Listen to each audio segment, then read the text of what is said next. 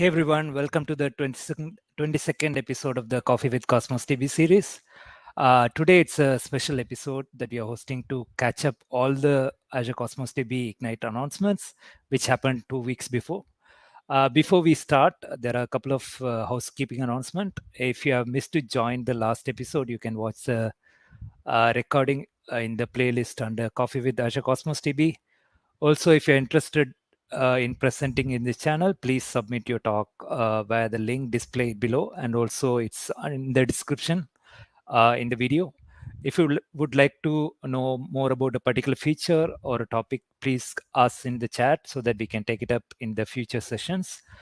If you're joining this session for the first time, this series is all about spreading the knowledge on Azure Cosmos DB by the experts to the community. So make sure to subscribe the channel and share with the community members who are looking to learn more about Azure Cosmos DB. If you're interested to present in the channel or have any feedback, reach out to me, and thanks for all the feedback so far. With that, let me introduce our guest for today. Today we have Saranya, Azure Cosmos DB product management lead for the APAC region, and she holds a lot more title as well.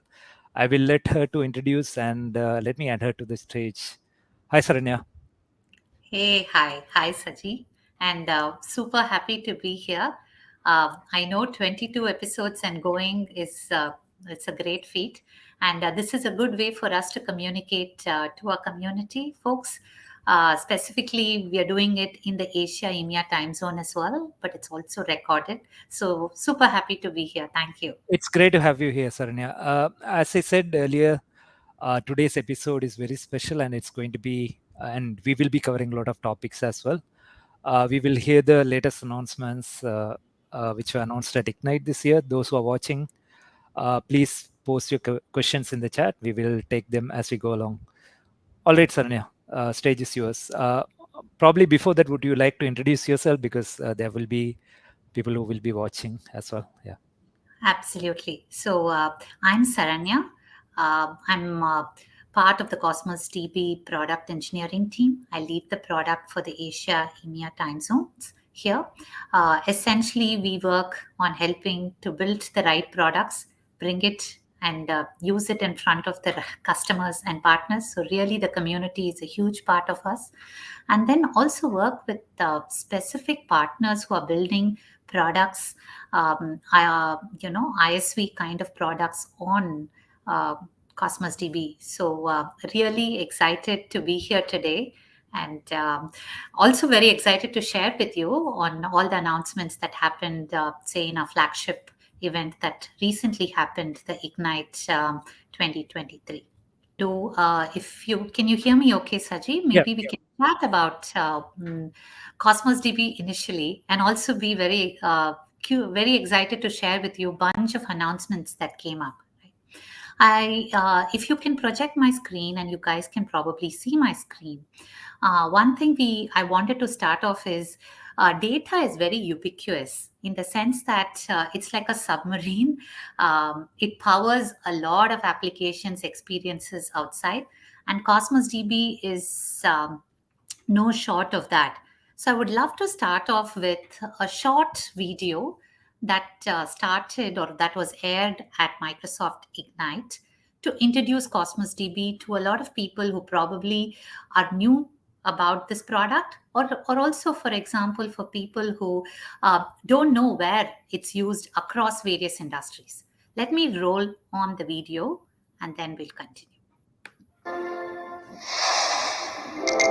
From work time to fun time, Azure Cosmos DB powers the apps that power your day. Rise and shine with personalized mobile and online experiences powered by Azure Cosmos DB. You get your Starbucks coffee your way. Gas up and go. Real-time vehicle diagnostics let you know if your connected car is low on fuel. Going up.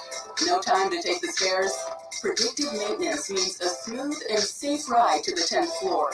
Sign in, say hi. The consistent reliability of Microsoft Teams keeps the collaboration going wherever you are, using Azure Cosmos DB as the primary data store. Learn something new. Built on Azure Cosmos DB, ChatGPT is always ready to answer your questions and converse with context. See who called. Secure storage means your AT&T voicemails are ready when you are. Order up. What were the groceries you ordered last week? Walmart makes reorders easy with all transactions served by Azure Cosmos DB. Check your balance. Fidelity's secure real-time transaction processing means real-time financial management. Finally, vacation. No sitting on the tarmac for you. Azure Cosmos DB powers fuel management for JetBlue. Your modern life is built on modern apps, and modern intelligent apps are built on Azure Cosmos DB.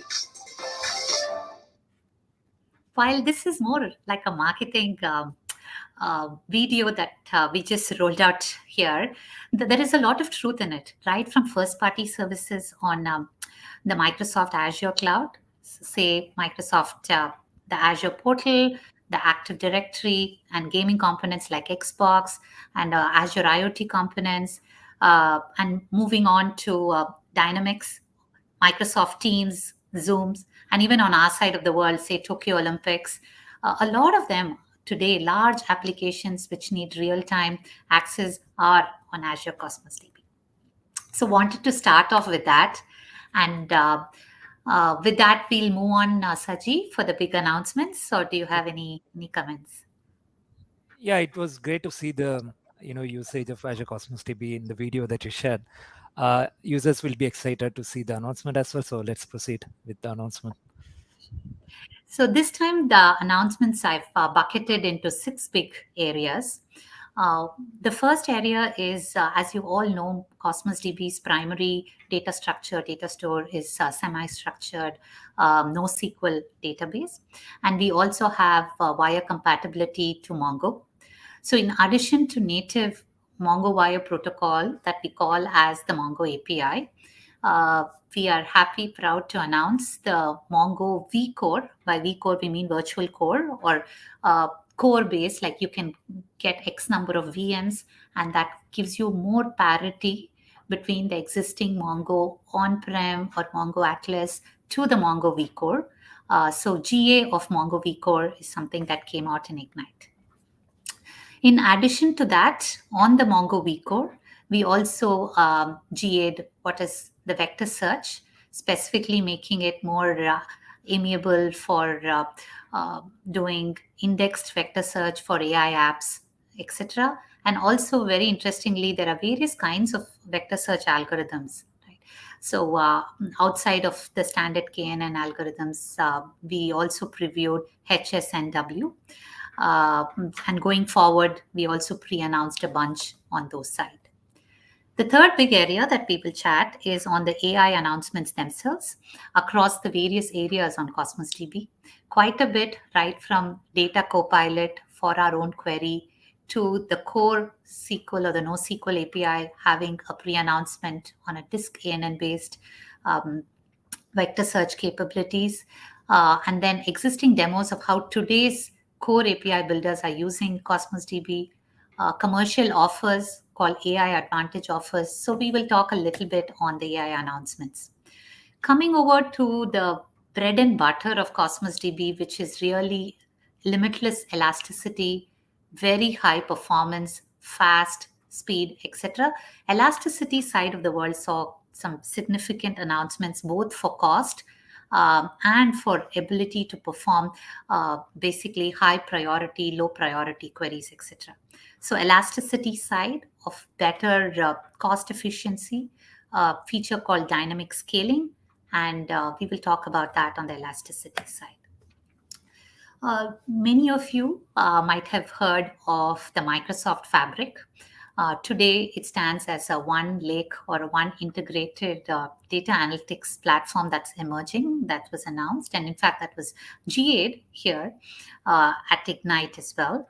And from our side, from the Cosmos DB side, we have announced Cosmos DB's mirror to Fabric, meaning the OLTP data on Cosmos DB will be visible in an OLAP format or a Parquet optimized proprietary format, which is there on the Fabric. And this real-time mirroring is something that was announced, and we have it on preview.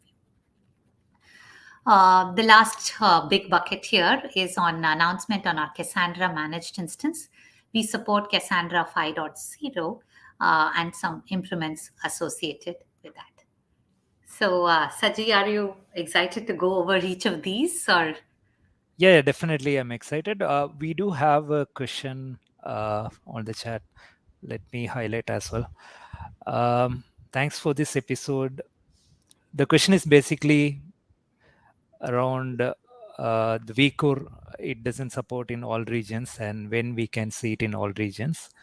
And other question on that is like when to use Mongo vCore versus Mongo RU.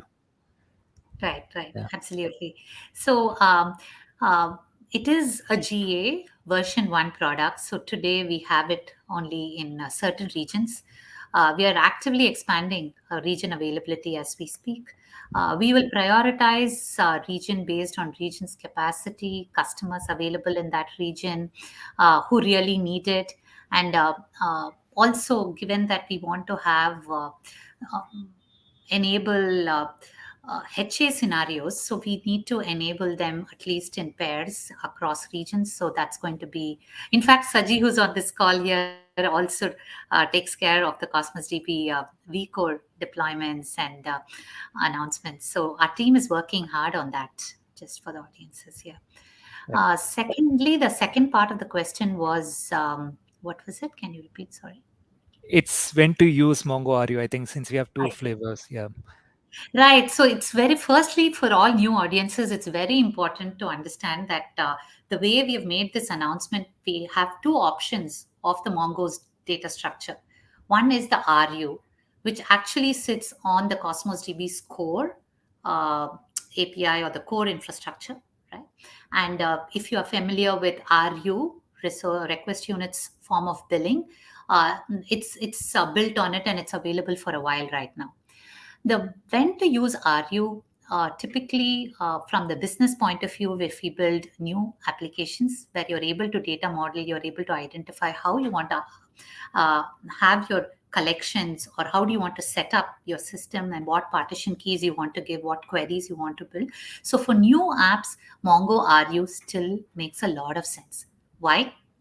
Because since it sits on Cosmos DB naturally, it comes with a one or amazing autoscaler, which is not out there today in any other product, right? So very instantaneous scale up and scale down, and ability for us to have fan out queries is like the power of Cosmos DB at P99, right? At that percentile and at extremely large scale and very high data. For example, ChatGPT does 3.5 billion transactions every single day. So we are talking of scale in that way, but also we are also talking of auto scaling very easily and having that performance with a 4-node backup replica, which automatically gives. And so you have backup, HA, all of that built in. So that's the RU. When you use the Mongo vCore today's market, when we see with a lot of customers out there, there are two huge market trends that we observe.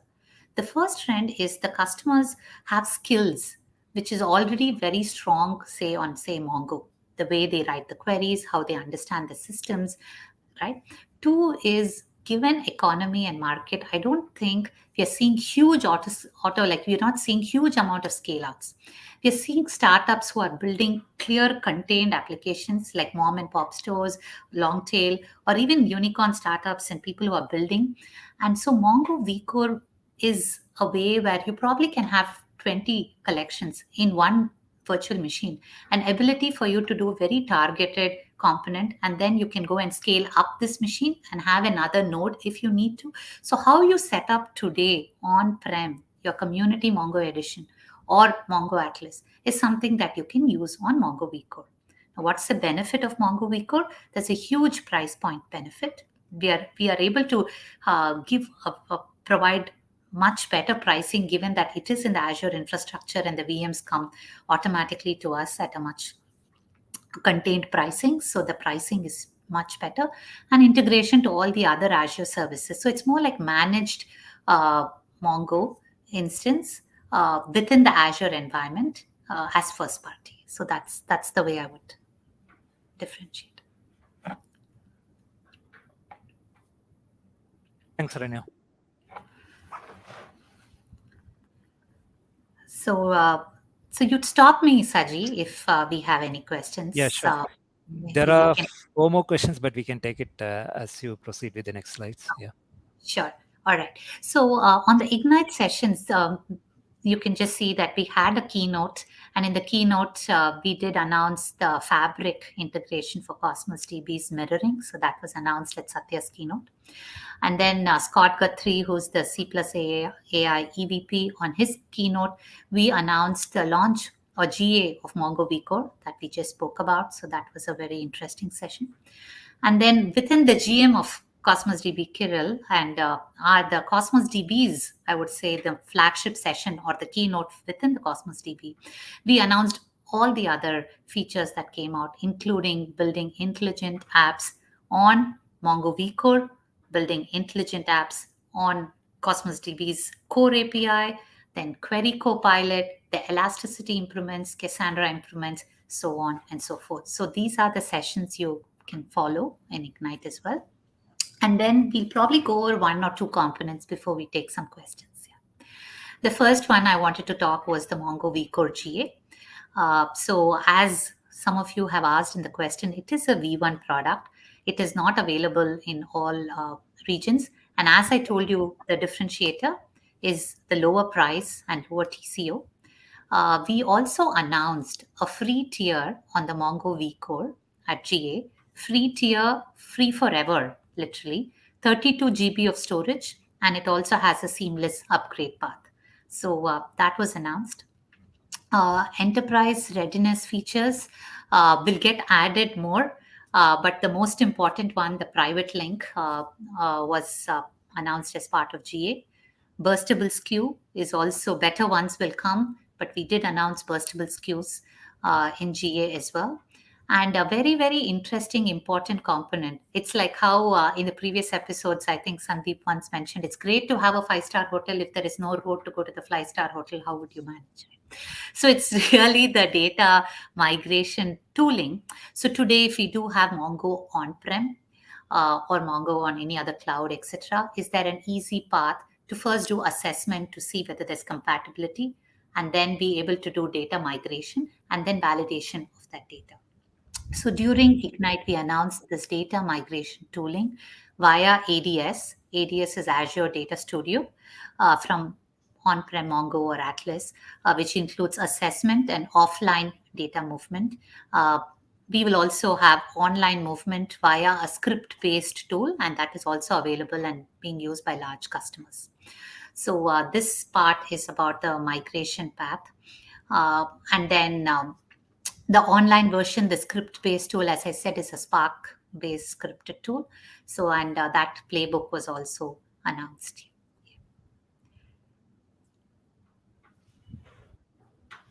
So I'll move on then. So if you notice, Mongo vCore's migration scenarios seem to be the primary target scenarios for us, and maybe new applications that need smaller scope, contained pricing, like, hey, vCore pricing, lower price, those scenarios will suit the Mongo vCore. Also, the vector search GA is a significant milestone announcement that we wanted to highlight. Inverted vector index is one path of doing vector searches. So for all of you who are now Gen AI and AI has become more real than being buzzwords, there are various types of doing these vector search algorithms, one being better than the other, right? Most of the products out there do either KNN or IVF, which is inverted vector index, to be able to do this kind of vector search, which is once you have your embeddings, are you able to search on that embeddings and provide the small search result and then identify which is the best match, right? There are other vector searches that, in fact, a lot of them out there. HSNW is yet another, it's a multi-layer vector search algorithm, provides faster and more accurate searches, and we announced that in preview. Outside of that, you would see there's something called LSW. There is uh, Annoy, there is clustering components, there is disk ANN.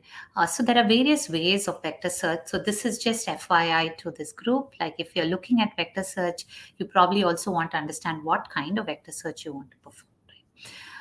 So this is a significant milestone for us, and we also had integrations with Azure Cosmos DB vCore with your say favorite LLM orchestrating frameworks, such as we have Semantic Kernel, LangChain, Llama Index. All of that came with GA.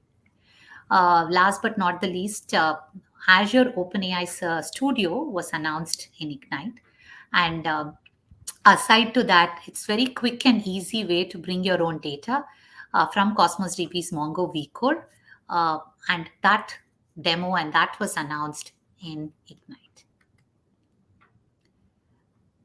Thanks, Saranya. I think there are a couple of questions on the vCore as well as other areas. Let me Yeah. open it up. Just one, as you're opening that, Saji, just wanted Yep. to highlight to this group that when we say Azure OpenAI Studio, as you see on the screen, it's this is a chat playground, but you can do various other things. This feature where you can say you can add your own data, and then you can have multiple data sources. Azure Cosmos DB's Mongo vCore is also added as one of the source. Makes it extremely easy for people who have a Mongo vCore existing database to be able to choose a particular subscription, choose your Mongo database account, username, password, and then with low code, no code, you can integrate into the LLM of your choice, and then you can now start writing queries and chat GPT that will search through the database on Mongo vCore using vector index search and also on, of course, the internet data. We'll show a demo if there is time on that. Yes, Sachi. Yeah, the first question is thank you for this great session. Do we have any announcement or plans on Azure Cosmos DB for Graph API in future? Yeah, this is a very, thank you for this question. Very, very pertinent, valid question. Gremlin API today is still in V1. We did go and come up with Gremlin V2 internally, at least, and we did a preview. But later, what we realized two issues. One is if you want to do a truly graph, we need to have a clearly scalable graph, not scale up, but scale out. And we will definitely have a graph offering, but whether it will come as part of scale out on Cosmos DB or whether we plan to do that as an integration with Fabric, given most of the graph queries are aggregation queries, multi-hop queries, and you see there's 2, 3 levels of degree support. So do we want to do that in an OLTP data store or rather do it in a OLAP data store? That's something that our team is actively investing in. But if you have solid use case for a graph that today's Gremlin is not supporting, just put it on the chat. We are actively working on that as we speak right now. We're working on it broader than Cosmos DB, as I said, to integrate it within the Azure data. Got it. Thanks.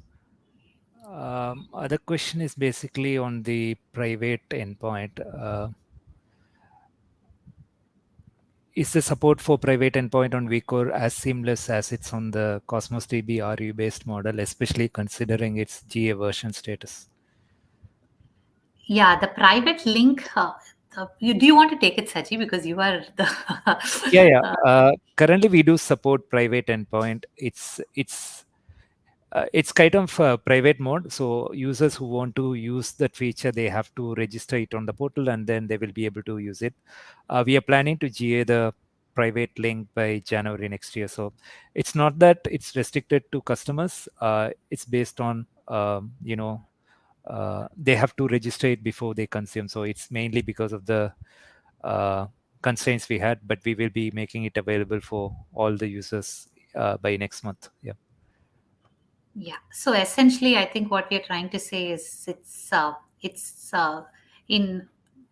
gated preview in a way. That's the way I would put it. but your experience on private link or private endpoint should be as seamless as it is to use any Azure service. So that will be the goal. And in fact, we're going very fast. As Saji said, in 1-2 months, we should see a lot of next set of updates coming on the Mongo vCore as we speak. I think we can move to the next feature. Yeah. Great. So the other one is about AI announcements, all up. Right? We spoke about specific AI announcement on Mongo vCore's vector search, Mongo vCore's integration on the Azure AI Studio, etc. But then also wanted to highlight, as we were talking about various kinds of vector searches, one of the best vector search which does not just in-memory search, but also disk reads and writes in a very efficient manner. We call it the disk ANN, disk approximate nearest neighbors version of doing the vector search. And we pre-announced that for our core API. So we will be bringing that on. In fact, this is on in a Cassandra MI 5.0 as we speak. But this pre-announcement will come handy for all use cases wherein you already have your fundamental database as Cosmos DB, and now you can do vector search on the same database as opposed to going to another service to store the embeddings and then do the search there and then bring the result back.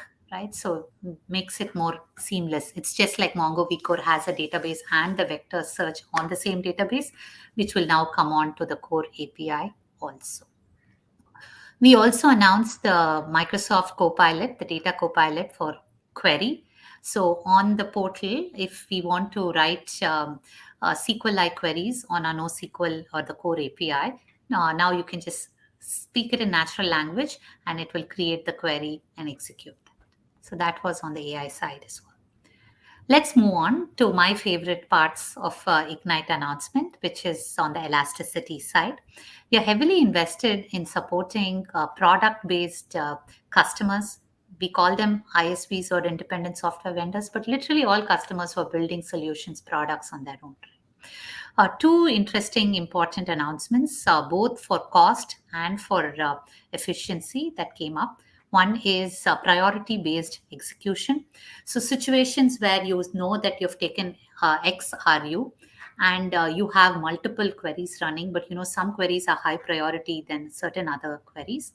In fact, Microsoft Teams, on which we spoke, really wanted this feature. So it started for that, and then a lot of other customers are also wanting this. So essentially what we do is we have a high priority query or a high priority request and a low priority request. So that went to public preview. People can use it. That way, the low priority will always be throttled. And then when excess RUs are there, they can be re-executed or they'll wait and then get executed. The second one is dynamic data scaling, what we call as per region, per partition auto scale. Scenarios such as, hey, I have two regions. One is both read and write. The other region is purely for read. And so doesn't have so much request as the queries and requests that's coming in the first region. So, but then I can't now have different cost, or I can't pay differently for both the regions. So then I pay for what is the maximum on this. Right? So this will really help situations wherein you pay for what is being used in this region, you pay for what is being used in the. So we use this word per region, per partition, because the granularity of actually doing this was not even at a region level. It is actually at a per physical partition level. So usually in the past, we used to have a normalized RU computation, which will normalize all the physical partitions to a standard value. Across all physical partitions, say this is the RU that is being consumed. Instead, we are actually being able to say how much each physical partition consumes. So if there was one hot partition and the one cold physical partition, automatically it is just a full summation of every single physical partition in region and in a remote region. Significant cost reduction in the auto scale scenario here. This was announced for preview, in fact, public preview out there. So as per all preview features, it will be announced for new accounts while it's in preview. We hope to GA it in a couple of months. At GA, it's going to be available for all existing accounts as well. I think there is a question on the same topic. I think auto scale per region. Uh, I guess you already covered it, but just want to verify. When I try to activate the feature, it says only the accounts created after November 15, 2023 will be enabled. Yeah, because it is in public preview and we are doing it as preview, as I said, right? All preview features need some baking time. And the minute it's public preview, then these are the ethics of the way we build products and ship. Once we announce it for public preview, it's not taking back the product. We will take it to GA. Private preview is when we are really figuring out and testing the features on the product side. But good news is dynamic data scaling is in public preview, meaning it's making a pathway towards GA. But as a public preview, we typically open it for new accounts and we will test it. Then once we are sure that the stable and system works, we'll be opening it out, shooting it in, say, the next big event in Cosmos DB. Got it. Okay. There is a question on the Mongo vCore as well. Like, when do we have the support for Power BI integration? Any plans for this? Yeah, so good question actually. With Mongo vCore, I think one of our main focus areas as we speak right now is integration with the ecosystem in terms of the various other SDKs and other third-party integrations from Mongo vCore's point of view. Could be Power BI, could be Spark Connector, could be any of the other integrations. As an community or open source component, typically what works today should continue to work. For example, Mongo Shell should continue to work. Existing Spark should continue to work, right? PyMongo extensions should continue to work. But similarly, Power BI should continue to work. But we do see there are gaps. There are, of course, these are different product brands, etc. So there is effort to get to close this gap. So it's a very valid point you're raising. Whether we have a first party dedicated Power BI connector for Mongo vCore, yeah, we'll have to work on that. Okay, thanks. All right. So then Cosmos DB mirror in Fabric, and that I wanted to call out that if you are familiar with Cosmos DB before, you would know that we had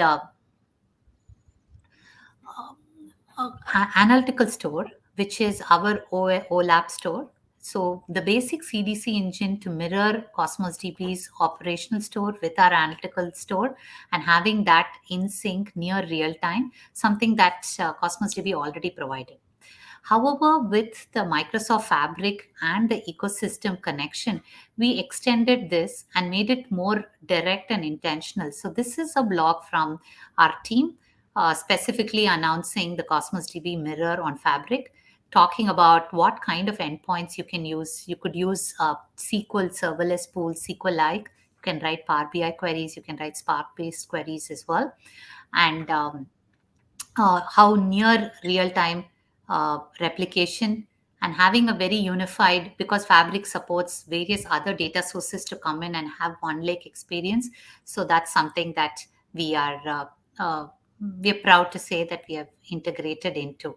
Also talks to us today in preview how you can ask for access, but once you have, how easy it is to create a mirror and then be able to see your data real-time replicated to OneLake, and then how you can observe that in OneLake and also have T-SQL-like queries being executed on the OneLake. You can also run Power BI reports. You can generate BI reports similarly. So this is the other announcement that I wanted to highlight.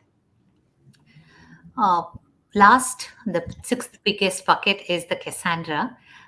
If you are not aware, we have again two flavors of Cassandra, just like we had in Mongo as well. One is called the Cassandra is RU based, and then the other is the managed instance. So In Ignite, we support Cassandra 5.0 on the Cassandra MI, and something that we will continue to invest on, etc. And as I mentioned, the disk ANN being the most performant IO based access across the disk as well, that's supported in Cassandra 5.0. So is it in our Cassandra MI as well. We did some more improvements on our side, like write through cache is leveraging the L series VM queues, reduce tail latencies while reading, while writing and returning the ACK back during these cache writes, and then live migration with turnkey hybrid cluster support. Also, we had our internal infrastructure improvements for multi-region cluster deployment. So from customer side, if they are having clusters that span across multiple regions, that is also improvements on those sides as well. There are very interesting, as I said, specific blogs on the Cassandra side as well. And we will share all the links on the chat message as we speak, and you can see that all of these specific components that we just spoke about have been documented with samples and examples, etc. So vector searches using the disk ANN based search. So this works both as a database and a vector index, and perform the vector search on the index. So provides that turnkey capability, streaming deployments, live migrations with hybrid cluster setup. This write through cache, as I said, has been a very customers were asking for it. It was on our roadmap, and we got that. Great, thanks, Saranya. There is a question on the Cassandra MI. I think great announcements with the MI and also vector search with all the support. For newer version, do you continue plan to support older version on Cassandra MI as well? Yeah, we are not deprecating for the older versions on Cassandra MI. As of now, we will continue to support that. Okay. Yeah. All right. Yeah, that's all I see on the chat. On the questions, we can move forward. So the next parts, I was thinking maybe what we can do is we can show a couple of demos. Some of the demos which were played in Ignite we'll replay, and so you can see our team folks, and you see the demos, and there's some humor to it. So it's nice to watch that. This segment will probably, if we have time, we'll show 3 quick demos. The first one is using our Cosmos DB's core API, which is a NoSQL API, and ability for you to use the RAG pattern, wherein, of course, we use the GPT model, which has been trained on internet. But when you perform the search, you want to be able to perform both across your internal inventory data or your enterprise data or your data, and then extend that search to the internet data together as well. We've seen this in Copilots in multiple cases, but I just wanted to roll this video to showcase how we can do that as a short demo. The source code for this demo is available. Walkthrough demo is also available. It's all public, and we will be sharing all of that with you on the chat. So let me just play the video and do a quick voiceover as we speak, right? So here it is to build a new chat. And in this new chat, what we want to do is we want to be able to chat on product inventory. It's about, say, racing cars and bikes, etc. And essentially what we are saying is, if we go back a little bit, we are trying to use Cosmos DB to have the main data store. However, as the end users or clients are actually talking to the web app, asking for any questions, they're going to come to our database. They're going to search primarily our database through a vector index, which we have indexed using Azure Cognitive Search to perform those index. And then they use Azure Open AI to first create the embeddings on the search query, and then do the search, find the result, and then return the result back. Right? A standard model, you probably have seen it in other cases as well, but just to kind of give an idea of how things work here. Azure Cosmos DB account looks like this. If you have not seen it, we can go open up our databases and look at our collections, product collections, look at items, and you will see an item collection contains ID, category, names, etc. You can also have scale and setting, and you can auto scale. Here we've scaled from 1000 to 2000 RUs, instantaneously click save and scale setting is done. In Cosmos DB, we can also go and then replicate this data into other regions as well. Like all we have to do is to go to this replicate data globally, click another region that you want to replicate the data into, and then click save. Automatically, your data is out there. So all of these are primary database constructs. But once you've set up your database and the way you want to do the data, now we go on to setting up the AI components related to that. Have your OpenAI, and then you can open up the Azure OpenAI Studio, and then you could go ahead and say, bring your own data here. On the models, we are primarily used whichever model that you want to bring. You can train a particular model, bring your own model, and then you can go ahead and deploy that. That will give you a web API to consume from that model. Using that, in this particular demo, we're using cognitive search to be able to perform the embedding search, which means that anytime we have embeddings created on Cosmos DB, you see all the embeddings, which is now vectorized here, will be stored in our cognitive search. So any request that comes from our front end, in this case, Azure Kubernetes Services, and then a web app which is installed in that, will go ahead and make a call to cognitive search to do the vector searching, and then we'll pull the data from Azure Cosmos DB and display the response back. We are also trying to show you can scale up and scale down Azure Kubernetes Services. Here, with this, our chat demo is complete. We're just trying to show one last interesting component. What if I go and change my actual data on my backend data? Will my new data be reflected in my front-end chat through this whole machine of vector searching? So in this case, I'm opening up a particular product and I'm adding another size of the product line, which was not there, which only two sizes M and L was there. Now I'm adding another size S. And here when I say list all your socks again, you will see that it's now choosing across M, L, S as well. So here's a short demo that kind of just showed how easy it was to build. As I said, it was very fast, but as the source code and for you to build this on your own with your own data, we can do that. That was a great demo, Saranya. Yeah. The next demo, Saji, I thought is we can show. The previous one was a little complicated in the sense for no code, low code users. The sense they first have to understand what are embeddings, and they need to make an OpenAI call to create those embeddings. They need to store that as an upsert query on their primary Cosmos DB data store, but also they needed to have a copy of those embeddings in Azure Cognitive Search so that the search can be done because vector search is available on that layer.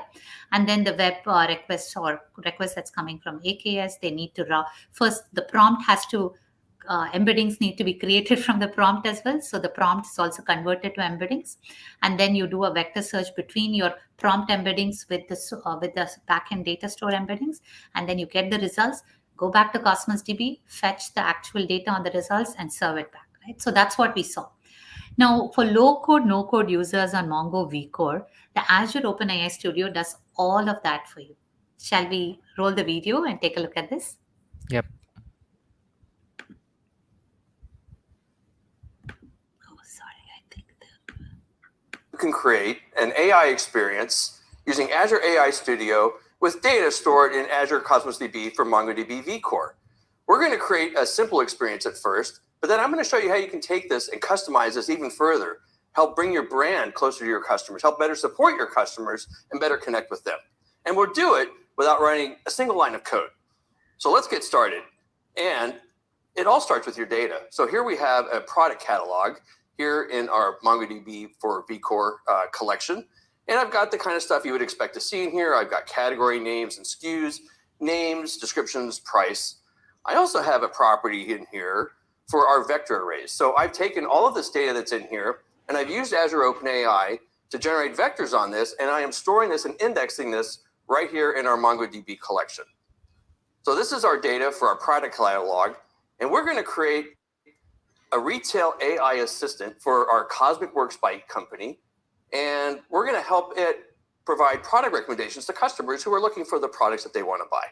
So let's start here in Azure AI Studio. We'll click on the Bring Your Data Now, and we'll select our data source. We've got Azure Cosmos DB for Mongo DB vCore. We'll connect this to our database account that we've got. So I'll just fill in a little bit of information here and a password, very secure.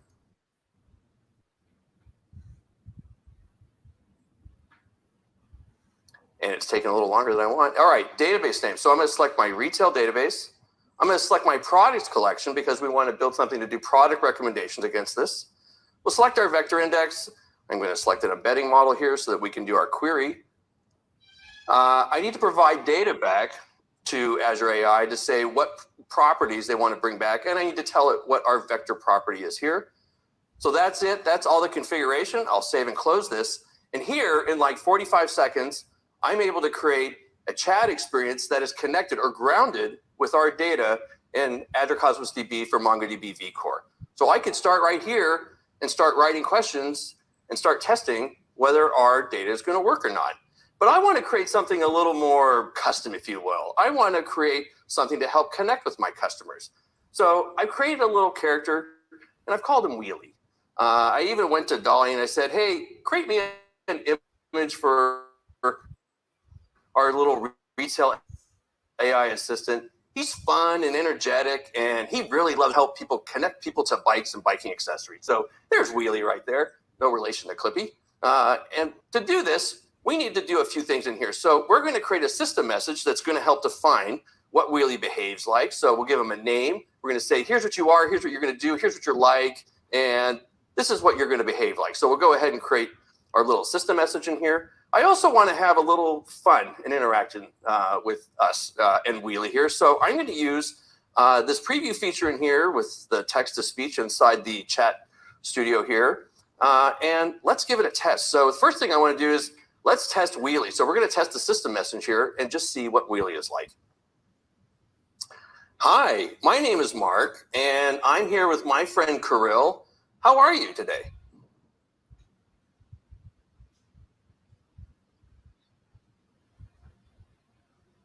Oh, sorry, I forgot. Really likes to sing. I got to do this part. Hello, Mark and Carol. I'm Wheelie, your friendly AI assistant. I'm always ready to help you find the best bikes and accessories. How can I assist you today? Well, that's good, Carol. Let's see if we can have him recommend a bike and see how well he's grounded to our data here. Hey, Wheelie, I'd like to buy a bike for my friend Kirill here. He likes riding on the forest trails around the Microsoft campus, very rugged trails. Also, I expect I'm going to get a huge raise after demo here, so money is no object. I want you to go ahead and recommend the most expensive bike you got. What can you tell me? Hello there, Mark. It sounds like you're ready for some serious biking adventures. For rugged trails, I'd recommend our top-of-the-line mountain bike, the Cosmic Works Galaxy MTB Pro.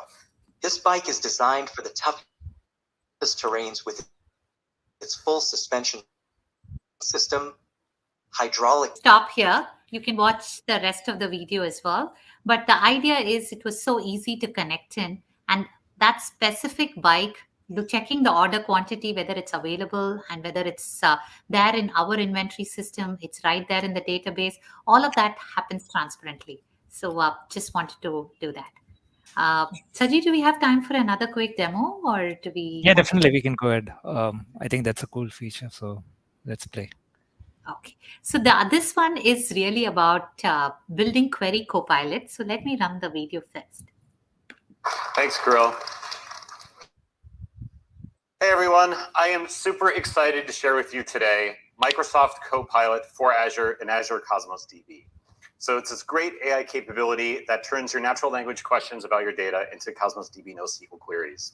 So what I have here is I have the Data Explorer for my Cosmos DB resource, and I see something new. I see a query faster with Copilot card. If I click this, it will take me to a sandbox environment, a sample data set that we've set up for you at no charge, where you can get used to playing with and get accustomed to the Copilot experience. Or I can jump right into the query editor and start generating queries. So let's give that a try. I have my sample database here, and I have a sample collection, this movie collection. So I'm going to say create a new SQL query. And I see the query editor that we all know and love, but now I see the Copilot experience up above it. So let's try it out. Let's ask it a question. Let's say, show me the first 10 items of my collection sorted by the year it was released. So this is a list of movies. I want to just get familiar with what the data looks like. So I'll ask Copilot to generate a query, and I'll see a couple of things pop up in the query editor when it's done. I'll see the query that is generated by Copilot. I'll see a natural language, easy to understand explanation of the query. And then I'll also see the prompt that I entered for reference. I can go ahead and execute that query and see the results that I would expect down here in the results pane. So that's kind of a simple example. Let's try something a little bit more complex. So what movies have James Bond in the overview that were also shot in France, and only show me the movie name and the year it was produced? And we'll ask Copilot to create a query for us. And this looks pretty good, right? I can see a more complicated query. I can see it uses a subquery. And I can see this great extended explanation of the query. We'll execute it. And I can see, okay, there were 2 James Bond movies shot in France, A View to Kill and Moonraker. So that's awesome. Like, this looks great. So I'm going to give a thumbs up feedback to the product team. I'll give a little bit more feedback here. This was awesome. And I'll submit that. Please Now- all do so. Now, if I have generated a query and I think maybe it could do a little bit better of job, I can give a thumbs down, give additional information to the Microsoft product team, and we'll use this to help make Copilot even better experience for you. So Copilot is available today, preview feature, and as Kirill said, it's available at no extra cost. So give it a try, go play with it, and let us know what you think. So that is the Query Copilot. Hope you are all excited. Every time I watch it, I feel excited as well. So hopefully, as we say, this is in preview, meaning that we are looking, it's in public preview, so all of us have access to it. But do give feedback, as you see, to improve it better as we speak. Thanks, Kirill. So we come to the close of the big announcements and some demos. That was the highlight in Ignite. A bunch of the blogs where all the things that we spoke about, just listed that. We'll put it on the chat so you can take a look at that. And also a bunch of hands-on code that is there on GitHub, specific hackathon contents where you can have structured challenge-wise, and then end-to-end click-through demos that we saw through. A bunch of all of that during Ignite was also put out there, and we have a link to all of that. Saji. Thanks a lot, Saranya. I think there is one last question, but I think it was answered as part of the video. Is there a separate pricing for the Copilot feature? Yeah. Oh, there is no separate pricing for the Copilot feature, as we just spoke. That's a good thing. Yeah. One other thing, though, we didn't quite touch on it enough. There is an offer that was announced in Ignite called Azure AI Advantage offer. We will put that on the link as well, Saji. So this is specifically for those customers who are building solutions that include Cosmos DB, Azure AI, and on Azure Kubernetes services. You can get as much as up to $6,000 savings in all of these for doing the POC, for building it, for testing it, and then deploying it. All right. That sounds exciting. I think we have come to the end of this episode. This has been the longest and also most engaging session so far with all the questions. Thanks for all the questions who have been watching. And this will be recorded and available in the playlist as well. So you can watch it offline. And if you have any questions, you can reach out to us. Thanks a lot, Saranya, for joining us and sharing all the insights and about the announcements.